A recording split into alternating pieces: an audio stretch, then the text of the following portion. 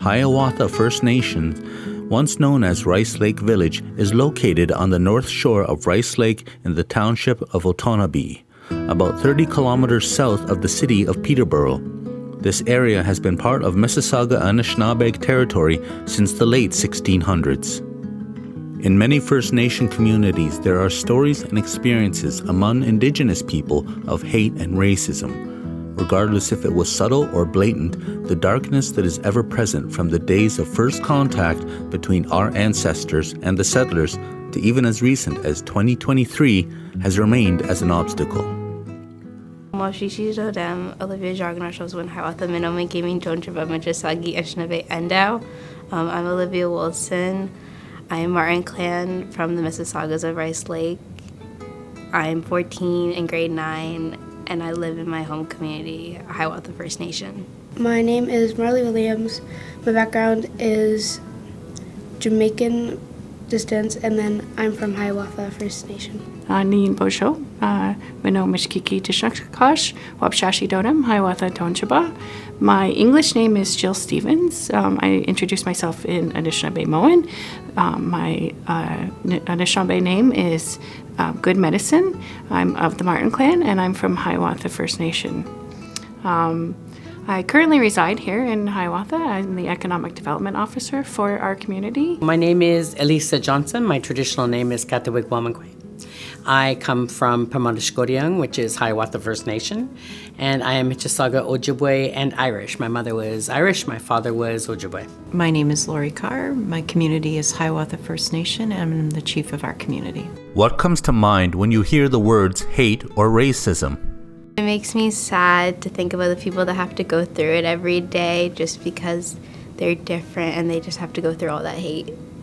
I always go big picture, like those horrible news stories that you see online about the war in Islam or in Ukraine about the hatred or because of somebody's race and all of the terrible things that come from that. But I think racism and hatred is based from a place of prejudice, of misunderstanding, of ignorance, and hurt. And I think that's what comes to mind. Anger, sadness, disappointment. The words hate and racism are things that I think most of us have lived with throughout our whole lives. Part of that is because it's in the world in general, but also because we have a history in our community of people disliking us just because we're Indigenous. And it doesn't matter, actually. I have light skin, light eyes. So I don't walk down the street as an identifiable Indigenous person, but I've had people say very hateful things to me once they saw my father, who was identifiably Indian. I think in response to a lot of anger and a lot of hurt, that I've had to work through on that, because racism, hate, all of that has been an experience for a lot of my family. Tell us about a time you've heard, seen, or experienced hate or racism. I went shopping with my mom once, and when she pulled out her status card, the cashier said, "You're from First Nations?" And my mom was like, "Yeah," and so is my blonde hair and blue-eyed daughter. And she looked at us like you had to look a certain way to be Indigenous, and herself was a minority, so it really hurt. I see racism almost daily. It's so prevalent in our society. You get caught up online and reading articles, and you go to the comment section, and it's just so prevalent there. You see it nationally in the lack of response to our missing and murdered Indigenous women. It's just, I'm getting emotional. I don't know why. It's such a heavy topic, really. Because I'm pretty white passing, I don't see it firsthand, like for myself in terms of being a Canadian Aboriginal woman. I don't get that in society. I don't get that hatred or that racism that we see against Indigenous people. But I do see it when I'm out and about with my husband, who is obviously Indigenous, and how he's treated compared to how I'm treated. The worst time We were out in a store in a nearby town, and we were followed around the entire time we were out shopping. And you hear about that. You hear about that happening out west, or people being followed through Walmart or harassed by the staff, right? But it had never happened to us until then, and it just was really off-putting, and it made us really uncomfortable and really mad. Like, we left the store really, really mad. So it's not a fun experience when you experience it firsthand. And I can't imagine having to live life being on guard like that all the time. I was playing soccer and another student was repeating the same word over and over again, and I asked them to stop, and then we got in an argument, and he was making fun of the fact that I had ADHD. I think the first time I've experienced racism was when I was working here in Hiawatha as our community health representative, and we were doing a health careers fair, and I was calling around to the various colleges, and the one college who offered the chiropody course, I'd asked them if they would come out to our community, and they had said to me that before I had went any further, I said, we'd like to have you come out to our community. And the reply that I got was, it's a really hard course. And that was my first experience with that type of racism. And I took that as our people wouldn't be able to do that course. Probably the most profound experience for me about racism isn't even directed to me, but directed to my dad. So when I was a kid, my mom always came to the school. She always did everything with us. My dad, would have been somewhere else, but that was just the thing that my mom did. And so one time my mom was ill, and I was in grade school, and I went to a very white school. And so one day my dad came, and the other kids that I hung out with saw my dad, started making comments, and then of course he comes to me, right? And he's my dad. And so after that, like literally right after that experience, I got called names at school, names that had never been associated with me before. So a word for me that literally, I tell the men that I used to work in a prison. So I tell the men, if you call guards names, that gives them the right to call me this name. And the word is squaw. And I said, if you give them that permission, I'm going to tell you that I will lose myself, because it's a name that has such a negative, dirty connotation to it. And those kids started calling me that, but they started calling my dad names, and that was worse for me, because you're defending somebody that you love, and they had no idea of who he really even was. They'd never met him before. They didn't know who he was. How does it make you feel when you see or hear about hate or racism? It makes me feel really bad because they can't control how they are, and it makes me feel bad because their culture or their skin tone, and it's just who they are, and it's not their fault that they're a little bit different than everyone else. Oh, I think there's so many feelings when I see it or hear it.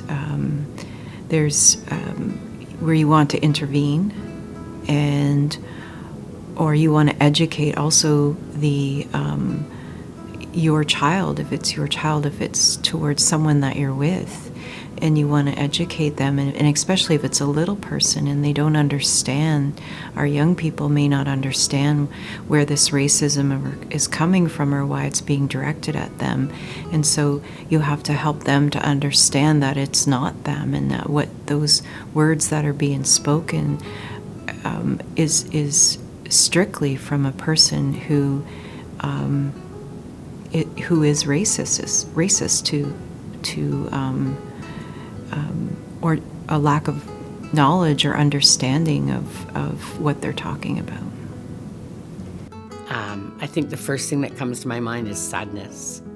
When you see what's happening and they show it on the TV, I try not to watch the news because of that, quite honestly. With all of the hatred and all of the stuff that's happened, and in particular when I watch the U.S. And what's happened over the last few years in that country from their past president, and the hatred that's been geared towards people of color, I am mortified. I feel like we've stepped back in time, that we've gone to a place where people are full of ignorance. What do you think causes hate or racism? Prejudice, ignorance, people just not knowing, not understanding, not having an appreciation for or knowledge of or pain, those things, and not taking the time to learn. I don't know that there's one thing that causes it. I believe it's generational. When people grow up in homes or have family members that have been racist and that's what they grew up with, then that's potentially how they may turn out. How that started, that's a really hard question to answer. Ignorance, lack of knowledge, lack of exposure, and being indoctrinated by people, communities, governments that tell you someone is less than. How can we move forward today for the sake of our future? I think there's lots of ways that we can move forward. I think we can, first and foremost, I think we need to look at ourselves. So check yourself. Are there racist tendencies or tendencies toward hatred that you have within yourself towards somebody else or towards another group? And if so, why? And examine that and really check it and work on that. And then you can spread that to your family. Ask them if you see behaviors in them. And really teach our youth not to hate, to appreciate and to learn and to understand. And then it goes on to our communities and our nationhood. And if we can start with one, make one change, then eventually we'll have a prevalent change all around. For my school, like to have a day to listen about how to stick up for people being bullied, and about anti-bullying, and like having people come in and talk about it, and having like a day where like each classes can have a circle and share their emotions. I think everyone should just be treated with kindness and be treated how they want to be treated, so then we don't have to go through this over and over again. It's important for us as First Peoples, as Indigenous peoples, to know who we are, to teach our children, our young people, that racism is about the other person and it's not about them. We need them to be clear in their own identity and proud of who they are, and all of the wonderful history that we have as Indigenous people, so that when they face the racism or the hate, that they know who they are and they will not let that negatively affect them. Education, education, education. And that's not formal education necessarily, although that's one. But I think we educate our people in many different ways. Culture, ceremony are a couple of ways that I think we, as Indigenous people, move forward. What is a way you can connect with someone to help them understand who and what your views are? It's hard sometimes to connect with people to share views. I think I do it personally in my experience and in my role as a cultural coordinator. I do it through workshops. I do it through talking with our young people. And I think it's just the easiest way is just sit down and talk with people. I visit. I think as a kid I was taught to visit by my dad. So he was a big visitor. And so he would take me with him. And I learned to visit, and I have made a career of visiting. It's sitting down and having that conversation, just as your question had suggested, is talking to that person and asking them, why do you feel that way? How do you? I think that could be challenging, but it is one way to start a conversation. I think just like what we're doing today, talk, learn, listen. Don't have a conversation to like think about a response, but to actually sit back and hear what they're saying. Interact with them. Go out on a day-to-day, run errands with them. Go live their life. Spend some time in their house. Eat their food. Listen to their history. There's lots of ways that I think if we appreciate each other on a human level, then we understand that we are indeed all human and that we all have similar goals and dreams and aspirations. So I think it becomes easier once we know people on that level.